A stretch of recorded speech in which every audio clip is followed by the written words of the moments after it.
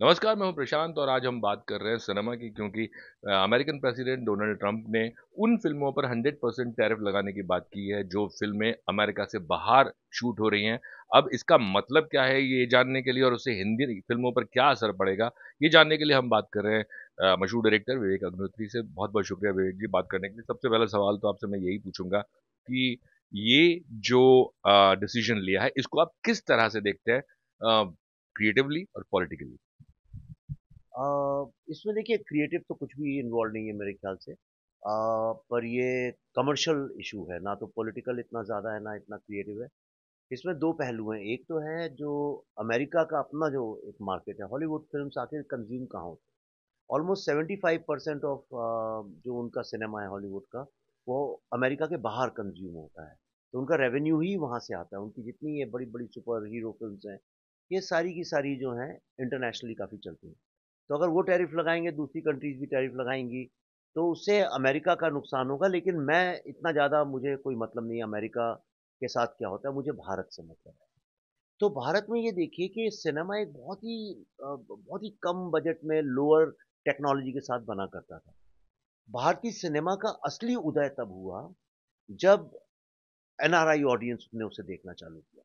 तो जो Indian diaspora है, उसके कारण ये 100 करोड़ रुपए क्लब्स चालू हुए, 200 करोड़ रुपए क्लब चालू हुए। हमारे स्टार्स के इतने बड़े-बड़े जो वहाँ पे शोज़ होने लगे, इसी कारण होने लगे। एक जो जितने टॉप स्टार्स हैं, उनकी फ़िल्मों का मैक्सिमम रेवेन्यू वहीं से आता है। एक ये बात है। तो उसपे इतना फ़र्क पड़ेगा क्योंकि अमेरिका का मार्केट जो है प्राइस सेंसिटिव है। $10 का टिकट जब $20 का हो जाएगा, 100% टैरिफ मतलब डबल हो जाएगा। तो कैसे कोई देखने जाएगा और क्यों देखने जाएगा जब वही फ़िल्म 4-6 हफ्ते के बाद ओटीटी में अवेलेबल है। एक बात तो ये, दूसरा ये है कि अभी रिसेंटली पिछले 4-5 साल में अगर आप देखें, तो आरआरआर और मेरी फ़िल्म द कश्मीर फाइल्स, ऐसी फ़िल्मों ने नॉन डायस्पोरा ऑडियंस को भी काफ़ी पेनिट्रेट किया है। तो एक नया मार्केट का उदय हो रहा है वहाँ पे और ये हमारी कश्मीर फाइल्स जैसे फ़िल्म थी, ऐसी फ़िल्में इंडिया का सॉफ्ट पावर बन के एक इंडियन पॉलिटिक्स, इंडियन नैरेटिव को भी, एक ग्रैंड नैरेटिव को भी सपोर्ट करती हैं। तो ये जो सॉफ्ट पावर है इंडिया का, ये भी उससे काफ़ी कमज़ोर पड़ेगा। तो अमेरिका का तो जो होगा सो होगा, लेकिन भारतीय सिनेमा ऑलरेडी, खास तौर पे बॉलीवुड का हिंदी सिनेमा, ऑलरेडी आईसीयू में ऑक्सीजन पे है, वेंटिलेटर पे है, उसकी हालत ऐसे ही खराब है, ना कोई फिल्में बन रही हैं, ना पिछले कई सालों से कोई नए एक्टर्स आए हैं, एक्ट्रेसेस आई हैं, ना नए राइटर्स या डायरेक्टर्स आए हैं। जो स्टूडियोज थे, वो भी धीरे-धीरे बंद हो गए हैं, एक ही कंपनी ने सबको खरीद लिया है। तो आज इतनी बुरी हालत में हम लोग हैं, लोग जो हैं धीरे-धीरे, ऑडियंस चूँकि फ़िल्में नहीं बन रही हैं, तो ओटीटी की तरफ जाने लगी हैं। अब उनको घर में बैठ के एसी में फ़िल्में देखने की आदत पड़ने लगी है, कौन जाए सिनेमा हॉल। और तीसरी चीज़ ये है कि अगर वो टैरिफ लगाएँगे तो हम भी टैरिफ लगाएँगे।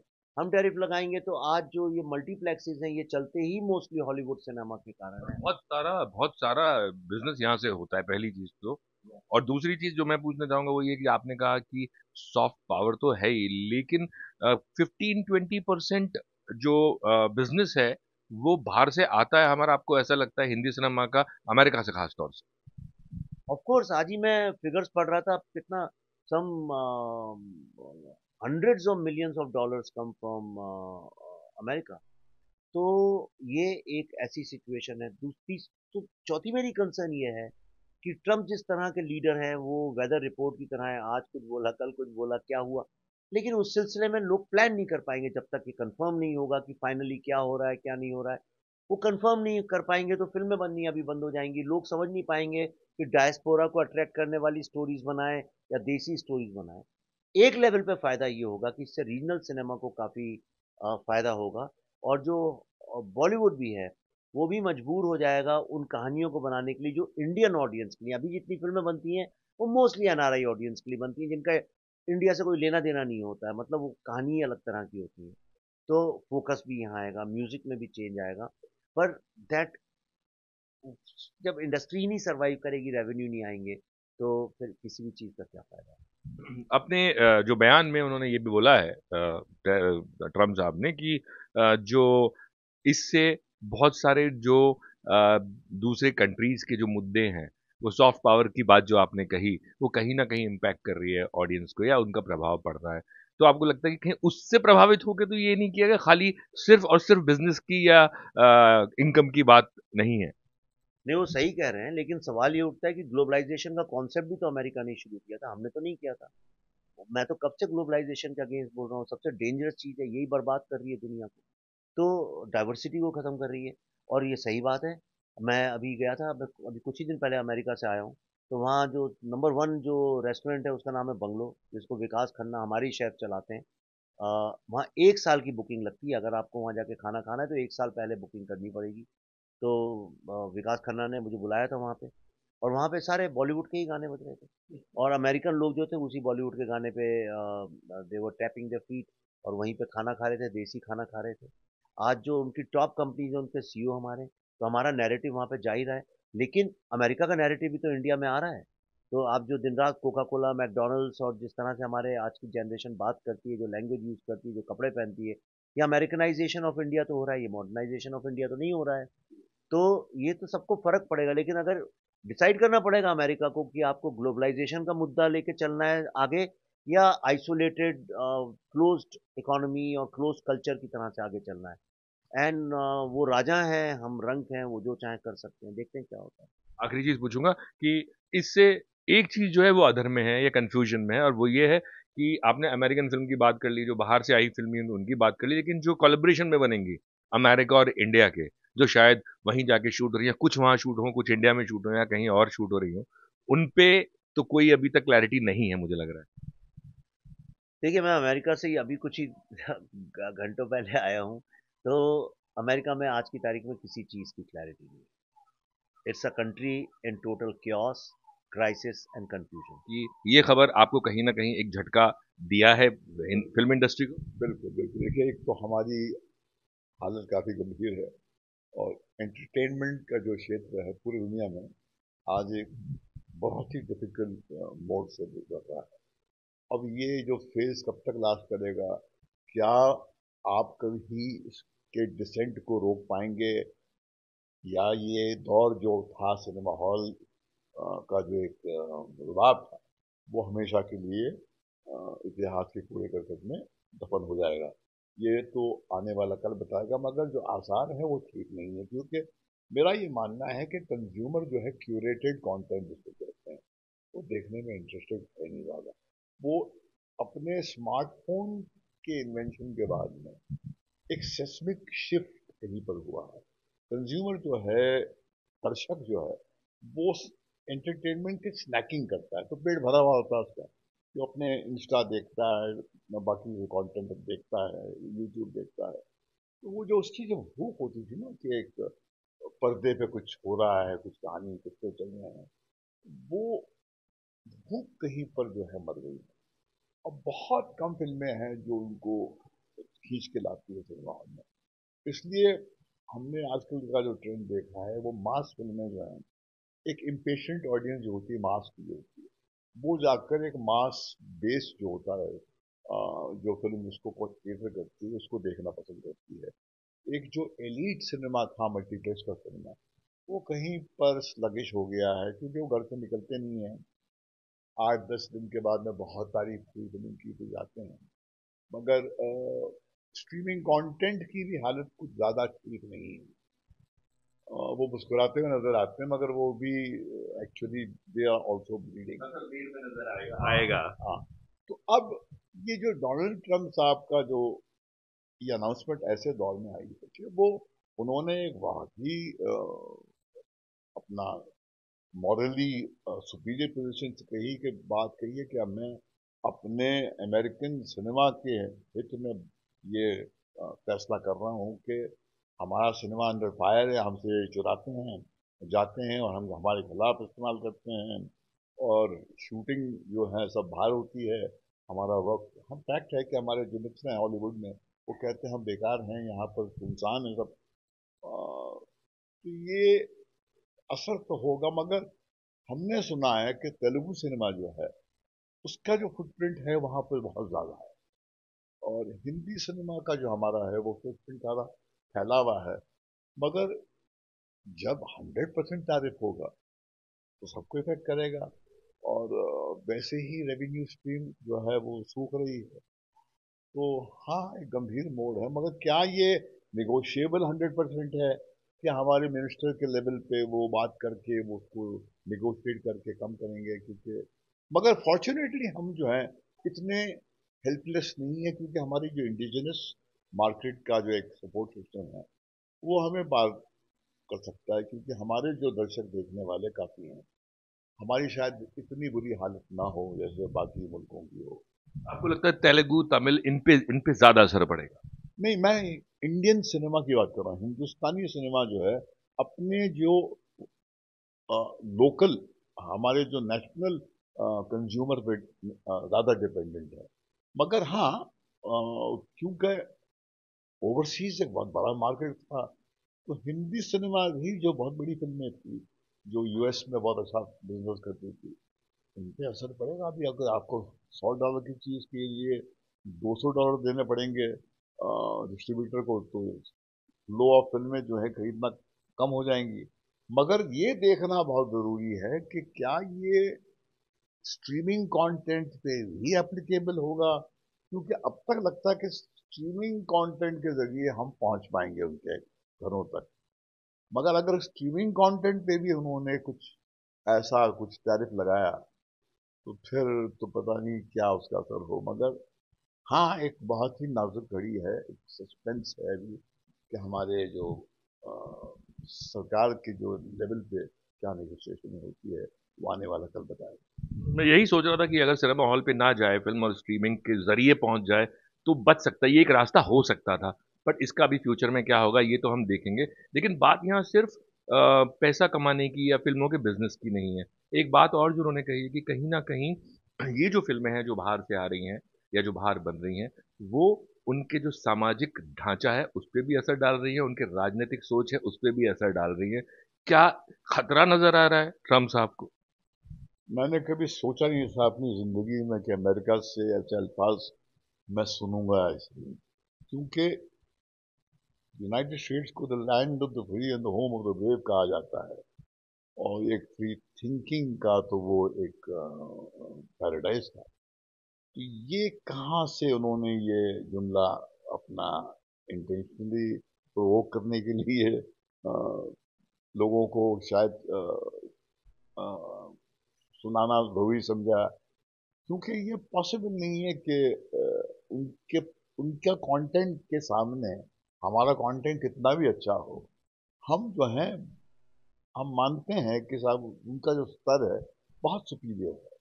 और स्पेशली जो मास एंटरटेनमेंट का जो कंटेंट है, उसका जो एक लेवल है, हम उसको मैच ही नहीं कर पाते हैं, क्योंकि ना हमारे पास वो टेक्निकल विजिट भी है, ना हमारे पास वो काइंड ऑफ पैसा है। मगर ये शायद वो यूरोप की तरफ इशारा कर रहे हैं, क्योंकि ये फैक्ट है कि यूनाइटेड स्टेट्स के जो प्रोड्यूसर्स हैं वो कनाडा जाके शूट करते हैं, ताकि उनको कॉस्ट ऑफ मेकिंग कम हो जाए।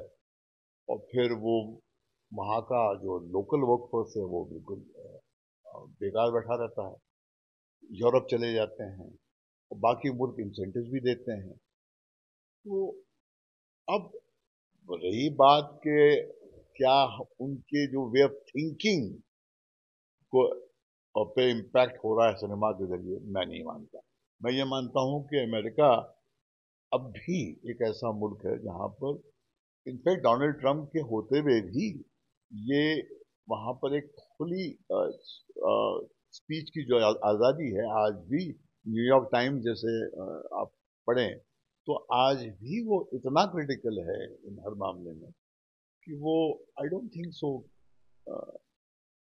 It is possible in United states कि आप अपने सिनेमा से या अपने कहानियों से उनकी सोच में परिवर्तन ले आए। या कोई और मुझे लगता है कि ये जो उनकी जो मूव है वो हम लोग जो भी जो भी हम अ, इससे इन्फ्रेंस करने की सोच रहे हैं या जो भी इसका निष्कर्ष करने की कोशिश कर रहे हैं वो थोड़ा अब मुश्किल है, क्योंकि ये एक्चुअली जो मूव है वो है अमेरिकन फिल्म्स के लिए। क्योंकि दुनिया भर जो देश हैं वो सब्सिडीज दे रहे हैं कम पैसों में इक्विपमेंट, लेबर, सब कुछ दे रहे हैं। तो हॉलीवुड के स्टूडियोज़ बहुत सालों से फिल्में हॉलीवुड में नहीं बना रहे, हॉलीवुड के बाहर जाके बना रहे। और इससे क्या हो रहा है कि जो हॉलीवुड के जो लेबर यूनियंस हैं, which are very strong powerful lobbies, lightmen हैं, कारपेंटर्स हैं, जो वेज अर्नर्स हैं, उनको काम मिल नहीं रहा है। तो Hollywood is not really in danger, but the working force of films in Hollywood is in danger.